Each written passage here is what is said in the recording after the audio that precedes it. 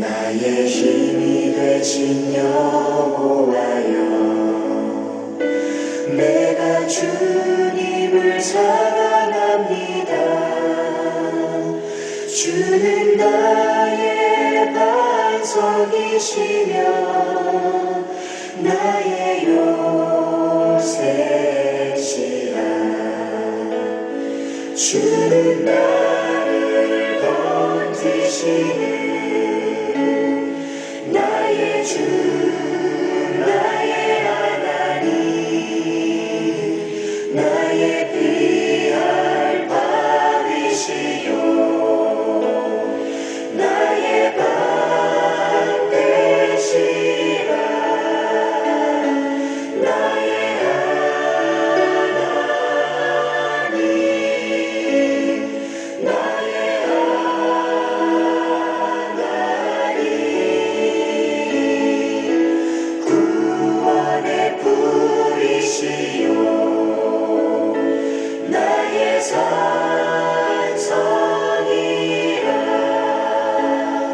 나의 하나님,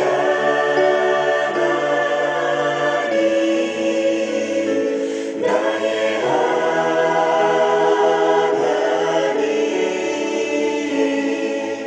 그는 나의 여호와, 나의 구세주, 나의 생명이신 여호와여, 내가 주님을 찬양합니다. 주는 나의 사랑이시며 나의 의지시라. 주는 나를 이끄시어 주의 길 인도하시며 나의 생의 목자 되시니 내가 따르리라.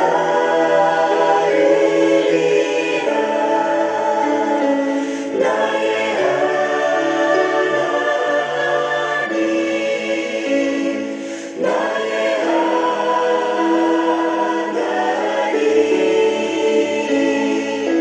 구원의 불이시요 나의 산성이라.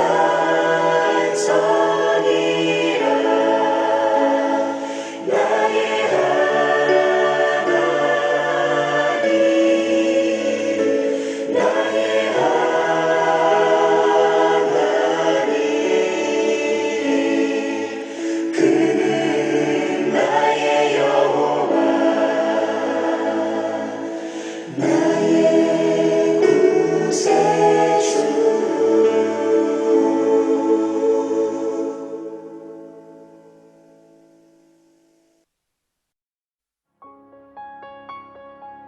나의 힘이신 여호와여, 내가 주를 사랑하나이다.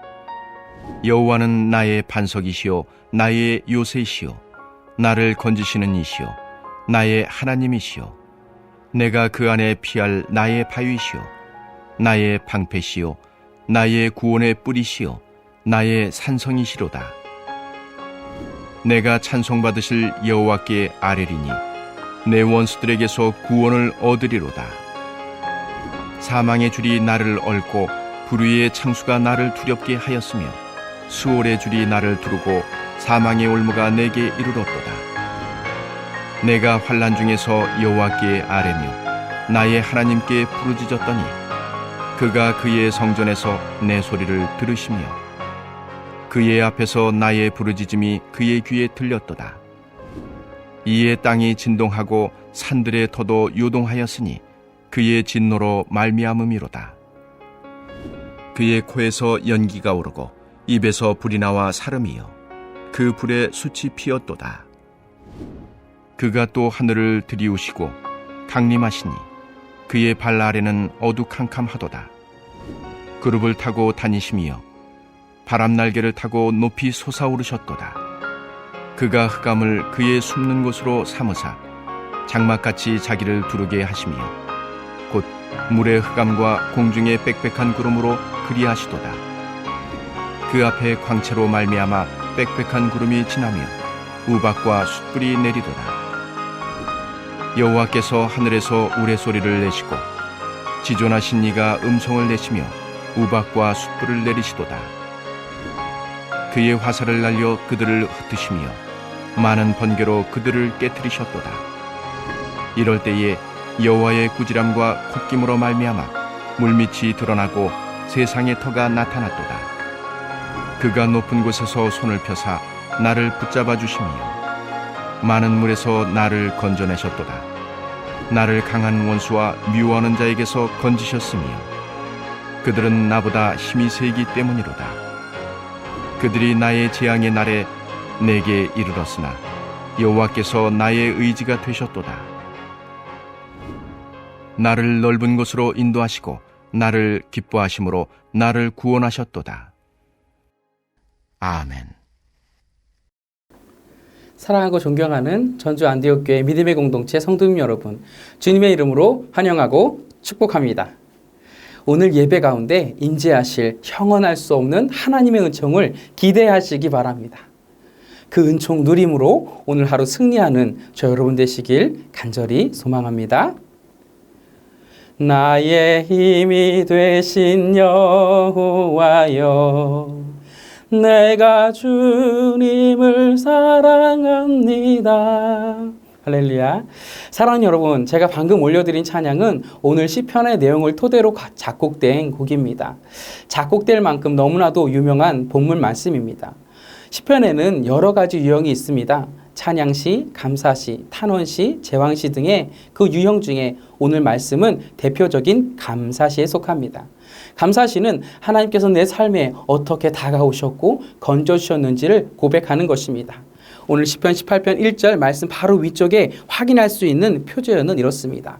여호와의 종 다윗의 시, 인도자를 따라 부르는 노래. 여호와께서 다윗을 그 모든 원수들의 손에서와 사울의 손에서 건져주신 날에 다윗이 이 노래의 말로 여호와께 아뢰어 이르되. 아멘. 다윗은 여호와 하나님의 건져주심, 구원하심을 찬양합니다. 오늘 말씀은 사무엘하 22장에 나오는 다윗이 부른 찬양의 내용과 흐름이 거의 같습니다. 21장을 보면 왜 다윗이 이 찬양을 들을 수밖에 없었는지 이유로 확인할 수 있어요. 21장은 다윗이 사울의 영향력과 블레셋의 위협에서 완전히 해방되는 말씀이 등장하죠. 사울의 추종자들이 더 이상 다윗에게 도전하지 못합니다. 블레셋도 더 이상 다윗이 다스리는 이스라엘에게 도전하지 못합니다. 그 일에 아주 중요한 역할을 했던 당시의 부하들, 다윗의 동역자들이 기록되어 있습니다. 그리고 나서 22장이 시작되는데요. 그 내용이 오늘 본문과 동일합니다. 사무엘하 22장 전체 소제목은 다윗의 승전가인데요. 똑같습니다. 오늘 시편의 표제어는 본문의 내용을 나타내고 있습니다. 곧 시편 18편은 다윗이 사울의 영향력으로부터 블레셋과 전쟁의 위협으로부터 완전히 해방되었는데요. 그 모든 원수들의 손에서와 사울의 손에서 건져주신 분이 바로 여호와 하나님이심을 고백하며 감사 찬양을 올려드리고 있는 것입니다. 오늘 말씀을 통하여 다윗이 어떻게 하였기에 하나님께서 다윗을 구원하여 주셨는지, 그리고 어떻게 하면 다윗처럼 구원의 은혜를 누릴 수 있는지 함께 은혜를 나누고자 합니다. 다윗이 어떻게 하였기에 하나님께서 그를 구원하여 주셨을까요? 다윗은 하나님과 친밀한 관계의 사람이었기 때문에 구원하심의 은총을 입었습니다. 18편을 묵상하면 전반적으로 흐르는 느낌을 경험했는데요. 그 느낌은 친밀감이었어요. 1절과 2절 그 이하에 나오는 시편을 쭉 읽다 보면 두드러지게 드러나는 단어가 보입니다. 1절과 2절 합독합니다. 시작. 나의 힘이 되신 여호와여, 내가 주를 사랑하나이다. 여호와는 나의 반석이시오, 나의 요새시오, 나를 건지시는 이시오, 나의 하나님이시오, 내가 그 안에 피할 바위시오, 나의 방패시오, 나의 구원의 뿌리시오, 나의 산성이시로다. 아멘. 1절과 2절에 어떤 단어가 가장 많이 등장하나요? 하나님은 나에게 이런 분입니다. 하나님께서 나에게 이렇게 행하셨습니다. 라는 표현들이 등장하는데요. 거기에 나의, 내가, 나의, 나를 이러한 표현이 자주 보입니다. 나의 힘이신 여호와여, 내가 주를 사랑하나이다. 여호와는 나의 반석, 나의 요새, 나를 건지시는 이, 나의 하나님, 나의 피할 바위, 나의 방패, 나의 구원의 뿔, 나의 산성. 곧 하나님은 하늘 위에 높이 계신 분이 아니라 나와 함께 하시는 나의 하나님이라는 표현입니다. 그리고 나의라는 표현과 발맞춰서 나와 교제하는 하나님에 대한 표현이 굉장히 다양하고 구체적인 모습으로 나타납니다.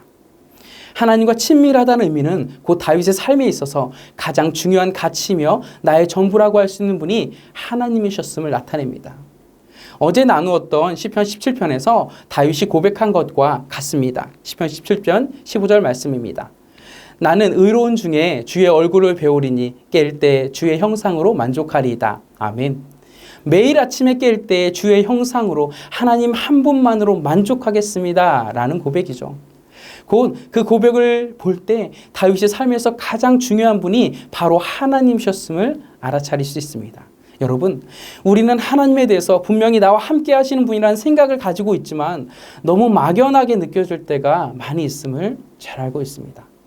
그러나 다윗은 하나님을 삶에 있어서 가장 우선순위에 두며 전부로 여기며 살았습니다. 그 증거가 바로 2절의 고백이에요. 다윗은 군인이면서 도망자의 삶을 살았죠. 자기를 따르는 무리들을 이끌고서 때로는 전쟁을 벌여야 했고 때로는 생존을 위해서 투쟁하는 일도 불가피했을 것입니다. 사울의 칼 아래에서 도망쳐 다녀야 했던 그런 삶의 세월이 무려 10년이었습니다. 이후의 삶도 나라를 세우기 위해서 이방 나라와 계속 전쟁을 해야 하는 군인이었습니다. 그렇게 내용을 잘 보면 군인이었던 자신의 모습과 관련된 표현들이 많이 등장합니다. 요새, 방패, 산성, 구원의 뿔은 전부 군인이었던 자신의 경험에서 나온 표현들입니다. 더불어 광야에서 도망치면서 어려움을 겪을 때 만났던 하나님에 대한 표현도 나오죠. 그 표현이 당시 유대 광야에 널려 있었던 그런 반석과 피할 바위입니다. 다윗은 흔들리지 않으시며 언제나 동일하신 하나님의 사랑을 빗대어 노래한 것입니다. 곧 자신이 현실 속에서 경험했던 하나님과의 친밀함을 고스란히 입술로 고백하고 있습니다. 다윗의 삶에 친밀하게 역사하셨던 하나님은 지금 우리에게 동일하게 역사하시는 분이십니다. 그렇기 때문에 우리의 삶의 자리에서 지금 나에게 일어나고 있는 크고 작은 모든 일들이 굉장한 의미를 가질 수 있는 것입니다. 아무것도 일어나지 않은 평범한 일상 속의 삶조차도 의미가 있는 것입니다. 우리는 때때로 반복적인 일상이 내 삶에 계속 벌어질 때 무기력하거나 힘들어하고 지루해할 때가 있습니다. 그런데요, 하나님이 함께 하심을 기억하며 생각의 방향을 전환시켜 보면 달라집니다. 내 삶의 평범한 일상이 반복되는 것은 그 일상 자체가 하나님의 손길이 나를 붙들고 있다는 증거가 아닐까요? 거꾸로 내 삶에 원치 않는 어려움이 있다는 것은 다윗처럼 하나님과 친밀한 관계의 자리로 나아가는 간증의 제목이 될 수 있지 않을까요? 때로는 최선을 다해 살았는데 환경이나 내가 어찌할 수 없는 이유 때문에 나에게 엄습해오는 그런 고난들 속에서도 하나님의 뜻을 발견하는 시간이 될 수 있지 않을까요? 평범한 일상도 풍랑 속에 있는 삶도 이 모든 것이 하나님의 은혜요. 큰 그림으로 보면 매 순간순간 저와 여러분에게 다가오시는 하나님을 느낄 수 있는 기회의 시간이라는 의미입니다. 우리가 그 사실을 알아차리고 있다면, 인정만 한다면 오늘 다윗이 고백했던 그 모든 상황 가운데 삶 속에서 하나님을 마음껏 누릴 수 있게 될 줄로 믿습니다. 하나님은 나와 정말 가까이 계심을 경험하게 될 것입니다. 다윗처럼 하나님과 친밀한 관계의 사람으로 내 입술을 열어 찬송할 수 있게 될 것입니다. 3절 말씀입니다. 내가 찬송받으실 여호와께 아뢰리니 내 원수들에게서 구원을 얻으리로다. 아멘. 찬송받으시기에 합당하신 하나님께 감사와 영광을 올리게 될 것입니다. 사망의 줄이 나를 얽고 불의의 창수가 나를 두렵게 하여도 흔들리지 않습니다. 스올의 줄이 나를 두르고 사망의 올무가 내게 이르러도 절망하지 않습니다. 위기와 어려움이 닥쳐와도 낭망하지 않습니다. 친밀한 하나님이 함께 계시기 때문입니다.